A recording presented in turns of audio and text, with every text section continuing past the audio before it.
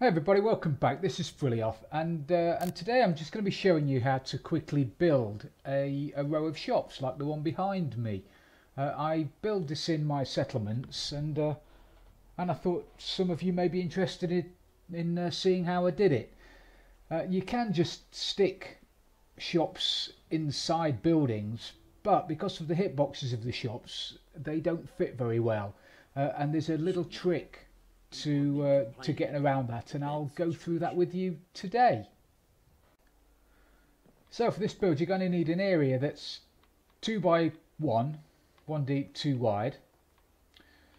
You're also going to need obviously your 4 shops. Now the reason I'm using the 4 shops is there are actually 6 shops with 6 stands available.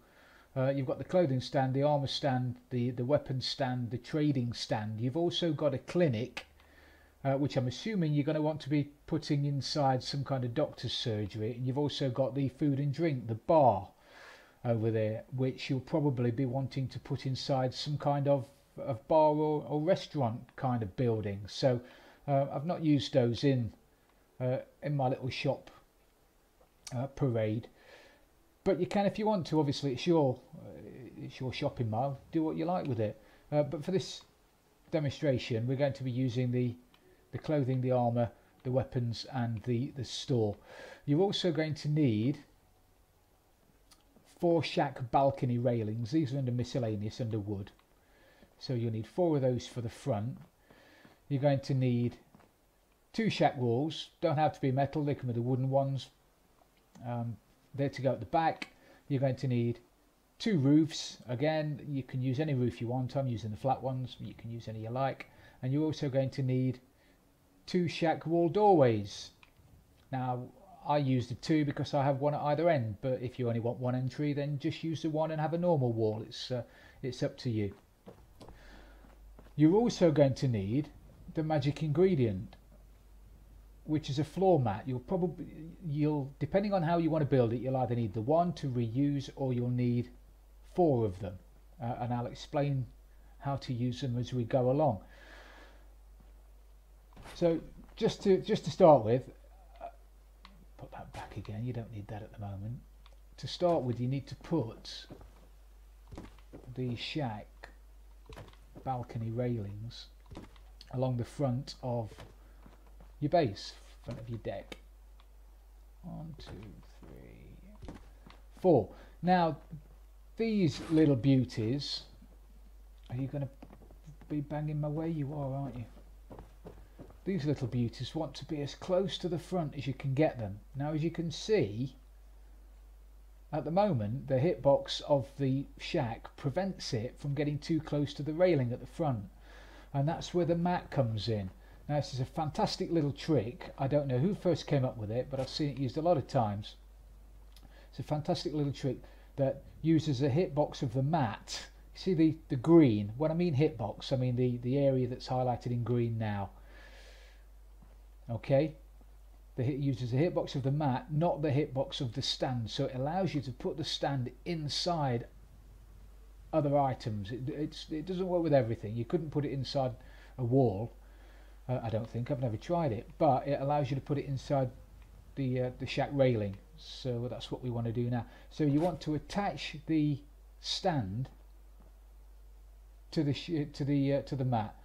Now there's a knack to doing this. If you want a really flat surface, you need to stand where I am now, stand a fair way away so you can see both of them. You want to pick up the stand and you want to move it over the mat, and it should raise up. If it doesn't, then there's a chance that this won't work. But what you want to do is put the corner of the stand over the mat and then highlight the mat and pick it up, and if it's worked, they both move. You see? If it doesn't work, you just have to put the mat down, move the stand and just keep trying.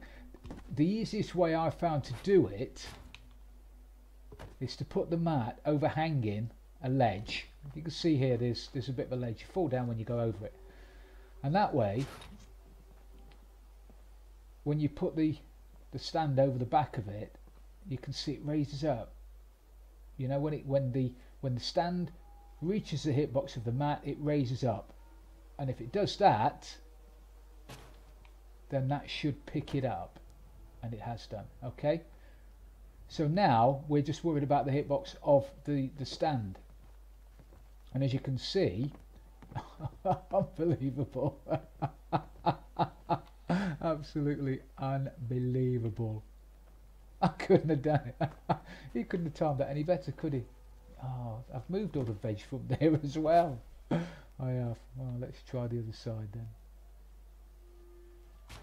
Oh man, I can't believe that. Never worked with ghouls and animals. Is that the saying? Alright, okay. So you see how it's raised up, down, up, down, up. So then we've got the hitbox of the mat. Pick it up, we've got the mat. Okay, so we'll go to this end now. Spin it round, and as you can see, you can now put it through the railing at the front. And what you want to do is you need to try and maneuver it so the shack railing is just, you know, is barely visible. The shot wants to just go through the shag, and it might be easier on PC, and depends on how dexterous you are as to how well you do it. Well, I'm not going to mess about here for too long, because obviously you don't want to see me making myself look like an ass. But the better you do it, the better it's going to look in the end. So put that down there, and as you can see, I'm slightly over the edge. One of the shops is the same width as one of the railings, so you need to just pick it up again, pull it back, and then that way it's just overlapping. So that's that one done. Now you can leave it like that, and it's a little bit high, or if you take the mat away, sometimes this sinks down into the decking, which is fine as long as they all do it. Now on some of the builds I've done, I've taken away the mat. The first one's dropped down, fantastic. Done the second one, dropped down, fantastic. Done the third one, dropped down, fantastic. Done the fourth one, took the mat away, and it stayed higher than the rest of them. And that's a pain.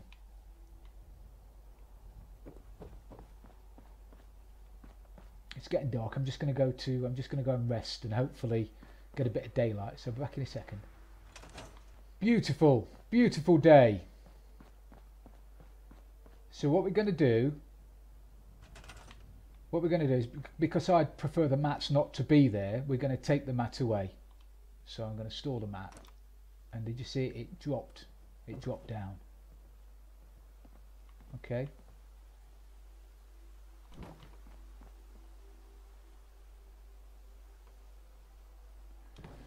I was just making sure, actually I should have done that to start with. I was just making sure that that end snapped to the side of the decking, otherwise you might have to jiggle it about, but it's worked, so that's great. So then what you do is you go to get your next one. So you get your mat out.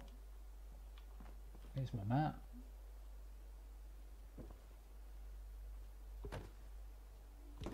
Oh, I don't want to, do I? Get my mat. Get my shop. Put it over the edge of the mat. See, down, up, so it's connected. Pick it up. Now if you hold down the A key and use the left analog stick, you can move it around without you having to move, which is reasonably handy to do.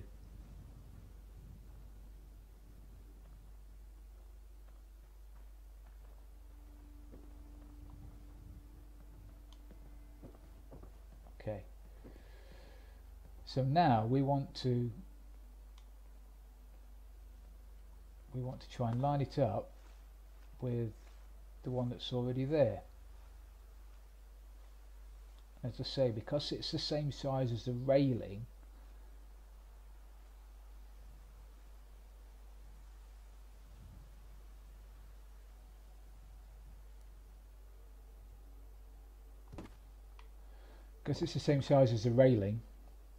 it is reasonably easy. I say reasonably easy, it took me far too long to do that, but you can spend as much time as you want on it, and then when you look down, they should line up, which they do. Now this is what I mean about it being raised up. I could take the mat away now and that'll stay where it is, and that doesn't look very good, whereas if I'd have left the mat on this one, they'd both be the same size. But anyway, once you've got it lined up, if you haven't got it lined up and you're not happy with it, just highlight the mat again and do it all over again. But we're going to get rid of this mat now and see what happens. So if I store that, fortunately it dropped down a little bit more than the other one. And it's not an exact science, you're going to get that, you know, some of them are going to be perfect, some are going to be a little bit out, some are going to be a lot out. If you're not happy with it, then highlight it, take it out, do it again. So we'll get the next one.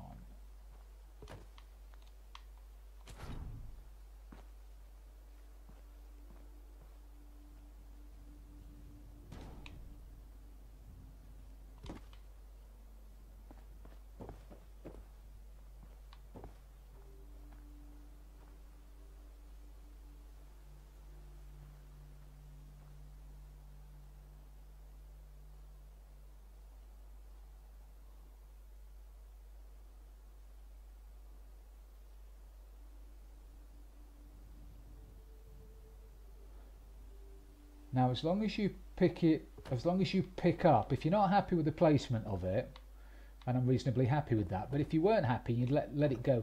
Don't pick up the stand. If you highlight the stand and the stand's got a green border around it, if you pick that up, you'll have to start all over again. You need to pick it up by the mat. Pick it up by the stand, bad. Pick it up by the mat, good. Once you're happy that it's lined up, highlight the mat, store it. Excellent. Lovely. Now for the final one.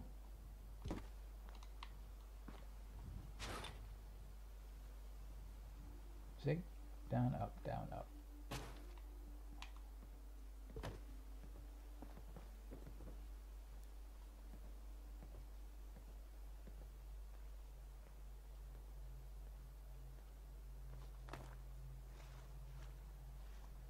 And all kinds of stuff going on in the pool behind me. I tell you, yesterday, earlier on today, I went back to Sanctuary, like you do. I thought I'd spend a couple of minutes, you know, passing the time. So I went to bed, woke up in bed with Preston Garvey. I mean, what's all that about? Anyway, that's a story for another day. Right, once you've got that lined up, put it down. When you're happy, reasonably happy, that seems to be a little bit higher than the others.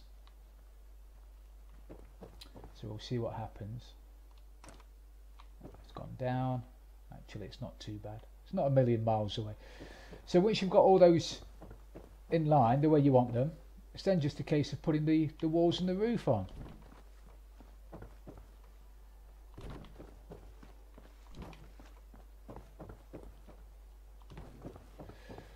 Now in my shops,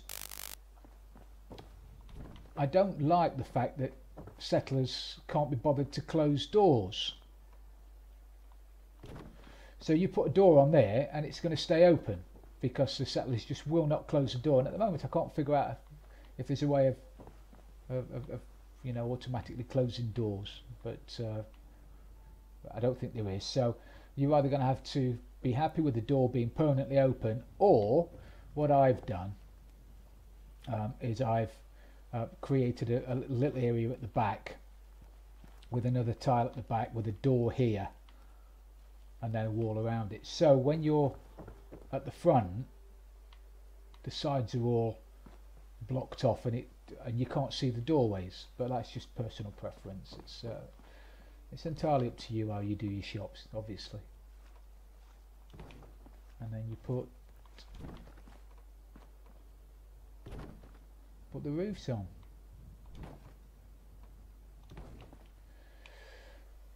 There you go. And then it's just a case of assigning a settler to the shop. So we'll have hold of him. Put him there. Not quite sure what he's doing or she's doing.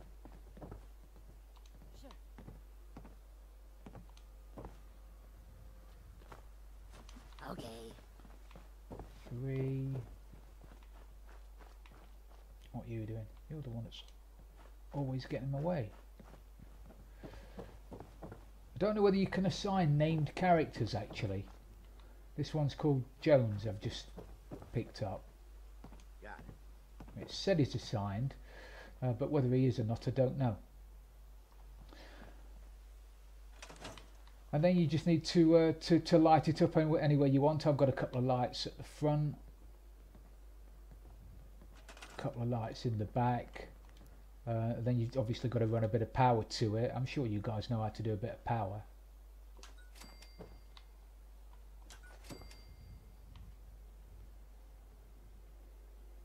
I've got no copper, so I can't even power it up for you. But anyway, anyway, there you go. That's how you get 4 shops into the smallest space possible. I hope you've enjoyed the video. If you found it useful, please do leave it a like, and if you've really loved it, please subscribe for future videos. This has been Frilly Off, and I'm out of here.